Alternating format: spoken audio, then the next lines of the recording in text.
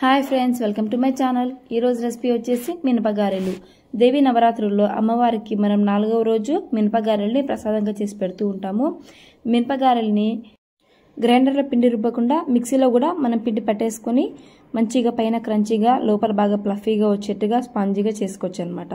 ఈరోజు ఈ perfect recipe ఎలా చేయాలో చూపిస్తాను. నేను చెప్పే టిప్స్తో కొలతలతో చేయండి, పర్ఫెక్ట్ మినపగారెలు అనేవి వస్తాయి. ముందుగా గారెలు చేసుకోవడానికి 1/2 కిలో మినపప్పును తీసుకొని 2 సార్లు బాగా వాష్ చేసేసుకొని 4 నుంచి 6 గంటల వరకు నానపెట్టుకోవాలి. మార్నింగ్ చేయాలనుకుంటే ఓవర్ నైట్ కూడా నానపెట్టుకోవచ్చు. దీంట్లోకి 2 స్పూన్ల బియ్యాన్ని కూడా నానబెట్టి వేసుకున్నట్లయితే మనకు వడలు బాగా క్రంచిగా వస్తాయి. ఈ మిశ్రమాన్ని కలిపేసుకొని దీంట్లో ఉండే వాటర్ని వడకట్టేసుకోవాలి. వాటర్ తీసేసిన తర్వాత మిక్సీ జార్లోకి వేసుకొని కొంచెం కొంచెం మినపప్పుని రుబ్బుకోవాలి. మిక్సీ జార్లోకి వేసుకునేటప్పుడు చిన్న జార్లోకే వేసుకోవాలి. జార్ ఫుల్గా వేసుకోకుండా ఇలా 3/4 వరకు పప్పును వేసుకొని రుబ్బుకోవాలి.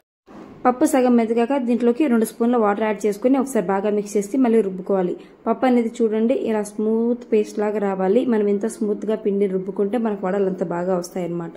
ఇలా మొత్తం పిండిని రుబ్బేసుకొని దీంట్లోకి 2 రెమ్మల కరివేపాకు, 1 ఇంచు అల్లం, 2 పచ్చిమిర్చిని మిక్సీ పట్టేసుకోవాలి.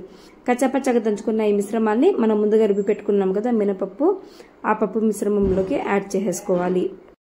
పిండి రుబ్బేటప్పుడు కొంచెం పలచనైనట్లయితే ఒక టిప్ చెప్తానండి. దాంట్లోకి కొంచెం అటుకుల పొడిని కానీ బియ్యం పొడిని కానీ యాడ్ చేసుకోండి. ఇప్పుడు మనం తీసుకున్న పిండిలోకి రుచికి సరిపడా ఉప్పు, కొంచెం వంట సోడా వేసేసుకొని ఈ మిశ్రమాన్ని ఒక 5 నిమిషాలు బాగా కలుపుకోవాలి. ఇలా కలుపుకునేటప్పుడు పిండి మొత్తాన్ని ఒకే డైరెక్షన్లో కలుపుకోవాలి. ఇలా కలుపుకుంటే పిండి అనేది ఫ్లఫీగా ఉండి వడలు బాగా వస్తాయి. ఇప్పుడు ఒక బౌల్లో కొన్ని వాటర్ తీసుకొని చేతిని ఇలా తడి చేసుకోవాలి. తడి చేతితోనే వడలు వేయాలంటే అప్పుడు చేతికి అంటుకోకుండా ఉంటాయి. ఇలా కొంచెం పిండి ముద్దను తీసుకొని ఇలా రౌండ్గా చేసుకొని వేళ్లతో ప్రెస్ చేసుకోవాలి. రెగ్యులర్గా చేసుకునే అలవాటు ఉన్న వాళ్ళైతే ఇలా చేతి మీద చేసేసుకోవచ్చండి. ఇలా రివర్స్ చేసినట్లయితే మనకు ఆయిల్లో వడ అనేది నీట్గా పడిపోతుంది. ఫస్ట్ టైం చేసే వాళ్ళు చేతితో చేసేకి రాదనుకునే వాళ్ళకి టిప్ చెప్తానండి. ఇలా టీ జల్లెడ ఉంటుంది కదా, టీ జల్లెడకి వాటర్ అనేది అప్లై చేసి కొంచెం పిండి ముద్దను తీసుకోవాలి. దాని మీద ఈ ముద్దను పెట్టేసి ఇలా కొంచెం స్ప్రెడ్ చేసి మధ్య హోల్ అనేది పెట్టేసామనుకోండి, నిదానంగా బ్యాక్ సైడ్కి ఫ్లిప్ చేసామంటే ఆయిల్లో ఆ ముద్ద అనేది పడిపోతుంది అనమాట. చేత్తో చేయడం రాని వాళ్ళ కోసం ఈరోజు టీ జల్లెడతోనే చేసి చూపిస్తాను చూడండి. ఇలా పిండి ముద్దను వేసుకుని నిదానంగా డ్రాప్ చేసుకోవాలి. మనం ఆయిల్లో ఈ వడల్ని డ్రాప్ చేసుకునేటప్పుడు మనకు ఆయిల్ మీడియం హీట్లో ఉండాలండి. మరీ హైగా హీట్లో ఉండకూడదు, పూర్తిగా లో హీట్లో ఉండకూడదు.